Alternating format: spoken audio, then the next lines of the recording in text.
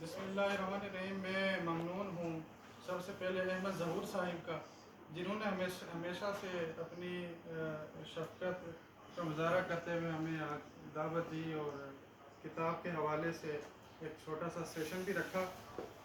پھر میں ممنون ہوں عارف فرحات صاحب کا، جنہوں نے وقت دیا اور اپنی رائے سے نوازا.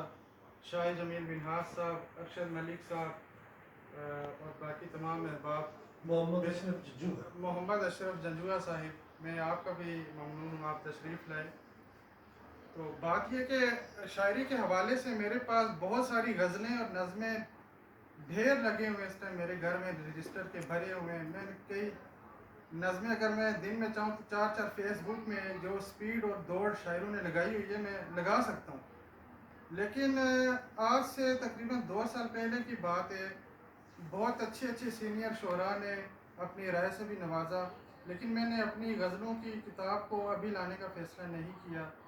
میں نے اپنی نظموں کو ابھی لانے کا فیصلہ نہیں کیا.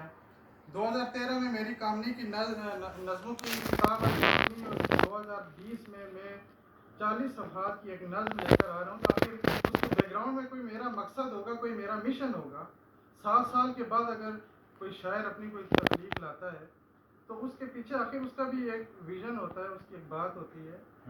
آج کل اس دور میں آپ جگہ جگہ دیکھیں موٹیویشنل لیکچرز کے ایک سلسلہ شروع ہو گیا اور لوگ پیسہ کما رہے ہیں. وہ دراصل کیا ہے، وہ امید دلانا ہے. نئی نسل کو مایوسی اتنی پھیل چکی ہے، حالات کیا ہو گئے ہیں. بیسکلی یہ جو منقوش نظم ہے، یہ موجودہ، میں نے کوئی اس میں کوکاف کی کہانیاں اور پریاں اور اس طرح مختلف الجھا دینے والی علامتیں جو ہیں وہ اس میں شامل کر کے میں نے قارئین کو الجھانے کی کوشش نہیں کی. علامتوں کا استعمال کیا ہے، لیکن معنوی سطح پہ کوشش کی ہے کہ وہ قارئین پر وہ اپنا تعصب کو برقرار رکھیں. تو بیسکلی یہ رویوں کی جو تبدیلی ہے، انسان جب پیدا ہوتا ہے وہ اذان سنتا ہے، وہ یا دوسرا کوئی شور سنتا ہے تو اس کو تکلیف محسوس ہوتی ہے. یہ تو جب ایک مختلف سٹیجز سے گزر کر، وہ نفسیاتی ادوار سے گزر کر ایک سٹیج پر پہنچتا ہے تو اسے پھر پتہ لگتا ہے کہ اذان سننے تو سکون ملتا ہے، شور سننے سے تو ذہنی تکلیف میں اعصاب کمزور ہوتے ہیں. لیکن اس دور میں وہ رویے کون سے تھے جس نے اس کی ایک جو ذہن ہے یا اس کا ایک امیج اس کائنات کے بارے میں ڈیولپ کیا ہے، وہ کون سے ادوار تھے؟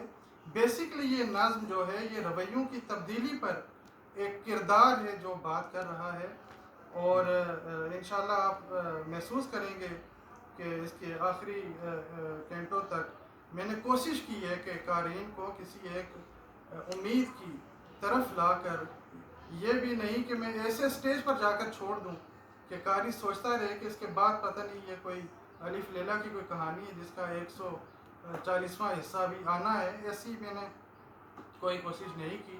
تو الحمدللہ مجھے خوشی ہے اس بات کی کہ بہت سارے دوست نے، شعراء نے، قارئین نے ابھی کتاب کو پبلش ہوئے چند ہی دن ہوئے ہیں اور مجھے اس کا بہت اچھا رسپانس آ رہا ہے اور عام ریڈرز کی طرف سے بھی آ رہا ہے. اور میں آپ تک باتیں تو ختم نہیں ہوں گی، تو میں آپ سب احباب کا بہت ممنون ہوں. آپ لوگوں نے ٹائم دیا، میری کتاب کے حوالے سے بہت شکریہ.